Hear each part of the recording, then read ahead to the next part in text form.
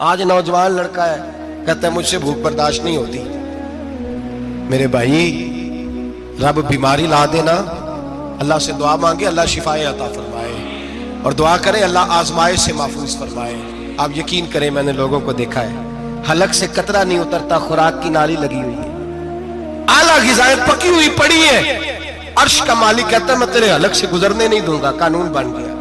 میں نے دیکھا ہے ڈرپ پہ لوگ زندہ ہیں، بوتل لگی ہوئی ہے، گلوکوز کی گزارا چل رہا، اعلیٰ غذائیں پڑی ہیں، لاکھوں روپیہ تجوری میں پڑا ہے. مالک کہتا ہے تو نہیں کھا سکتا، تو وہ کھانے نہیں دیتا، نہیں کھانے دیتا. ایک شخص یورپ کے علاقے کا، میں کسی کالم نویس کا پڑھ رہا تھا، وہ کہتا ہے میری کھربوں میں جائیداد ہے لیکن میرے معدے میں ایسی تکلیف ہے کہ میں آٹے کو چھان کر جو اوپر سے بورا نکلتا ہے صرف وہ کھا سکتا ہوں، اس کے علاوہ میں کائنات کی کوئی نعمت کھا نہیں سکتا. اور میرے بھائی وہ جب چاہے تو بڑے بڑے کھانے کھانے سے تجھے روک دے، تیرے دانت چبانے کے قابل نہ رہے، زبان نگلنے کے قابل نہ رہے، معدہ تیرا ہضم کرنے کے قابل نہ رہے، وہ جب چاہے تو جو مرضی کر لے. وہ کہتا چل تو میری مرضی پہ چلنا، ایک مہینہ میرے کہنے پہ نہ کھا، ایک مہینہ میرے کہنے پہ نہ کھا. تو یا اللہ تو کیا کرے گا؟ فرمایا صوم تصحو. میرے نبی پاک نے فرمایا تم روزے رکھو اللہ تمہیں صحت عطا فرما دے گا، اللہ تندرستیاں دے دے گا، شفائیں دے دے گا. تم روزے رکھو اللہ تمہیں، سبحان اللہ، اللہ تمہیں، اللہ طاقت دیتا ہے، ہمت دیتا ہے، اللہ ہمت دیتا ہے.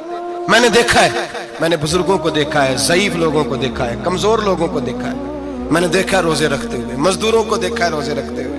میں اپنے ابا جی کو کہتا ابا جی اتنی سخت گرمی اور مزدوری آپ کرتے اور مزدوری کے عالم میں روزہ رکھتے، تو کہتے پتر روزہ کی آندا ہے، روزہ کدوں کو جاندا ہے، روزہ اپنی جگہ تے بے مزدوری اپنی جگہ ہوتے.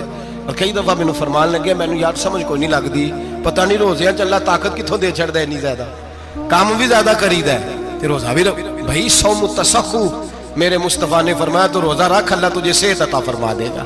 رب تعالیٰ تجھے، یہاں ہوٹل کھلے ہوئے ہیں، یہاں عجیب حالات ہیں، ہوٹل کھلے ہوئے ہیں، لوگ بہانے ڈھونڈتے پھرتے ہیں، کہتے ہیں کٹ لگ گیا تھا، ذرا تھوڑا سا خون نکل آیا، سنی پلاس لگائی ہے تو روزہ نہیں رکھا، یہ ذرا مجھے تھوڑی دقت ہو گیا تو میں نے روزہ نہیں رکھا، کھانسی لگ گئی ہے تو روزہ نہیں رکھا. او خدا کے بندے روزہ تو نعمت ہے. اور سبحان اللہ میرے نبی پاک نے فرمایا لکل شیء زکات وزکات الجسد الصوم.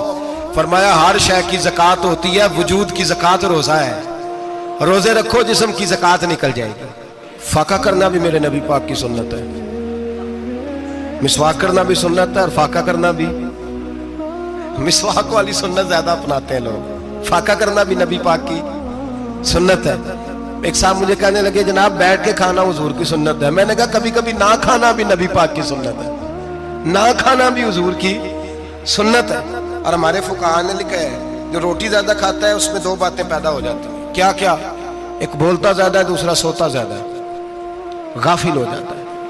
فقہ اور حکیم اطباء ڈاکٹر کہتے ہیں کہ پیٹ خالی رہے نا جس آدمی کا، اس کا حافظہ مضبوط ہوتا ہے، اس کے ذہن کی گرہ کھلتی ہے. زیادہ کھانے سے تو خماری چڑھتی ہے، دماغ ڈھونڈتے پھرنا روٹی کدھر سے آج اچھی ہے، گھر میں نہیں پکی تو ہوٹل چلے جانا، کھانے کے سوا اور کام ہی کوئی نہیں. اور صاحب میرے نبی پاک علیہ السلام نے فرمایا کافر 7 آنتوں سے کھاتا ہے، 7 آنتوں سے.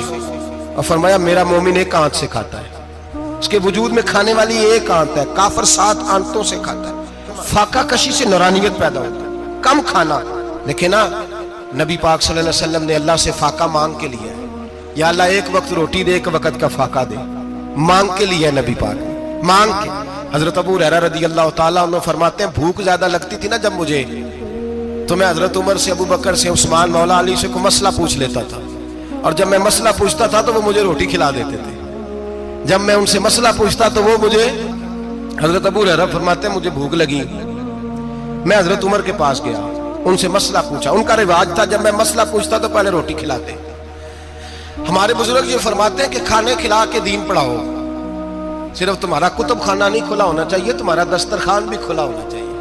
کسی نے نبی پاک صلی اللہ علیہ وسلم سے پوچھا تھا بہترین مسلمان کون ہے؟ حضور نے فرمایا جو سلام لینے میں پہل کرے اور روٹی زیادہ کھلائے، جو روٹی ہر وقت فکر کرے آ یار تو روٹی کھا لے، روٹی کھانے کی طرف توجہ دلائے. کھلانا سنت ہے، زیادہ کھانا اس میں بھی فرق رکھے. تو نبی پاک صلی اللہ علیہ وسلم کے صحابی حضرت ابو ہریرہ رضی اللہ تعالیٰ عنہ فرماتے ہیں میں نے حضرت عمر سے مسئلہ پوچھا، میں نے کہا حضور مسئلہ بتائیں، تو کہتے پہلے ان کی عادت تھی جب میں مسئلہ پوچھتا تو روٹی بھی کھلاتے، آج انہوں نے مسئلہ ہی بتایا ہے، روٹی کوئی نہیں کھلائی۔ تو مجھے کہنے لگے ابو ہریرہ تو سوچتا ہوگا روٹی نہیں اس نے پوچھی، تو نے کب سے کھانا نہیں کھایا؟ میں نے کہا صبح سے۔ تو جناب عمر کہنے لگے میں نے کل صبح سے نہیں کھایا، چل ابو بکر صدیق کے گھر مسئلہ پوچھتے ہیں۔ کہتے ہیں جناب صدیق اکبر کے دروازے پہ گئے، جا کر کے ان سے مسئلہ پوچھا۔ ان کی بھی عادت تھی جب کوئی مسئلہ پوچھنے جاتے تو دسترخوان بچھا لیتے، کہتے آؤ روٹی بھی کھلاتا ہوں مسئلے بھی بتاتا ہوں۔ کہتے ہیں گئے تو انہوں نے بھی مسئلہ بتایا، روٹی کوئی نہ پوچھی۔ تو کہنے لگے عمر ابو ہریرہ تم لوگوں نے کل پرسوں سے نہیں نہ کھایا ہوگا، اور ابو بکر کو 4 دن گزر گئے ہیں، تھوڑا سا دودھ ملا ہے یا کھجور ملی ہے، روٹی کوئی نہیں ملی، چلو در رسول پہ چلتے ہیں، آؤ حضور کی بارگاہ۔ کہتے ہیں نبی پاک کی بارگاہ میں آئے، حضور نے چہرے دیکھے، کریم سے مسئلہ نہیں پوچھنا پڑا۔ میرے مصطفیٰ کریم نے فرمایا بھوک لگی ہوئی ہے تم تینوں کو؟ 3-4 دن ہو گئے؟ اللہ کے رسول نے فرمایا مجھے پورا ہفتہ ہو گیا ہے۔ سبب کچھ اور ہے جس کو تو خود سمجھتا ہے، زوال بندہ مومن کا بے زری سے نہیں، بھوک نقصان کا وجہ نہیں بنی، وجہ کوئی اور بنی ہے۔ رشوتیں جو بازار گرم ہوئے ہیں لوٹ مار کے، یہ روٹی کے لیے نہیں، یہ زیادہ کھانے کے لیے، یہ بینک بیلنس کے لیے گرم ہے۔ یہ لوٹ مار کا مقصد کوٹھیاں بنانا ہے، روٹی کا تو رب کریم کا وعدہ ہے۔ جو روز روتا ہے شام کو کہ میرا کاروبار کوئی نہیں، اصل میں کہتا ہے بنگلہ کوئی نہیں، اصل میں کہتا ہے کار کوئی نہیں، پجارو کوئی نہیں، روٹی تو اللہ عطا فرماتا ہے، اس کا وعدہ ہے۔ فرمایا حضور نے 3 دن بیت گئے، چلو میرا بے تکلف صحابی ہے ابو الحسن انصاری، وہ بڑے نصیب والے ہوتے ہیں جن کو میرے نبی پاک خود کہتے تھے کہ تیری فلانی ذمہ داری ہے۔ اس زمانے کا تو کسی کو کہہ دیا جائے یہ تیری ذمہ داری ہے تو کہتا ہے یہ تو پھٹیکے ڈالنے لگ گیا، یہاں سے تو چھٹی کر جانی چاہیے۔ خوش ہوتے تھے صحابہ کہ ہماری ذمہ داری لگی۔ کہتے ہیں حضرت ابو الحسن انصاری کے گھر گئے، نبی پاک نے فرمایا بھوک بڑی لگی ہے کھانا لا۔ کہتے ہیں حضور نے اسے کہا تو اس آدمی کو تو وجد ہی ہو گیا، اس نے کہا میرے اتنے نصیب کہ حضور کا یہ کھانا کھلا۔ آؤ دیکھو دنیا والوں، آج جو سب سے زیادہ عزت والا ہے وہ میرا مہمان بنا ہوا ہے۔ فرماتے ہیں وہ دوڑے گئے، بکری اٹھائی ذبح کی، بیوی کو کہنے لگے روٹی تیار کر، ادھر کھجوریں توڑی، انگور توڑے، کہنے لگے حضور آپ جب تک تناول کریں تب تک کھانا پک جاتا ہے۔ حضرت عمر کہتے ہیں روٹی پک کے آئی، بڑا پیارا گوشت، بڑا اچھا سالن، بڑا خوبصورت خلوص والا کھانا۔ فرماتے ہیں میں نے بڑا ہی کھایا۔ نبی پاک نے نہ ایک روٹی لی اور چھوٹی چپاتی، تھوڑا تھوڑا سالن کونوں سے، اور جب نبی پاک نے کھا لیا تو حضور کی آنکھوں میں آنسو آئے۔ حضرت عمر کہنے لگے حضور روئے کیوں؟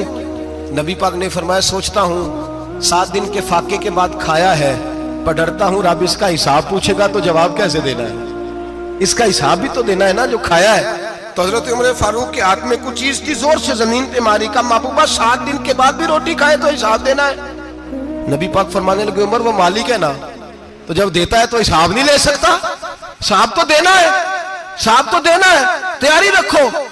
صحابہ کرام فرماتے ہیں ہم نے ارادہ کیا کہ آج کے بعد ہم پھر فاقے کریں گے، کم کھائیں گے، اس لیے کہ حساب دینا ہے۔ میرے بھائی وہ فاقہ کشی کرتے تھے، ڈرتے تھے، یہاں تو لوگ کھا کے بیمار ہیں، کھاتے جا رہے ہیں، سوتے جا رہے ہیں، کھاتے جا رہے ہیں۔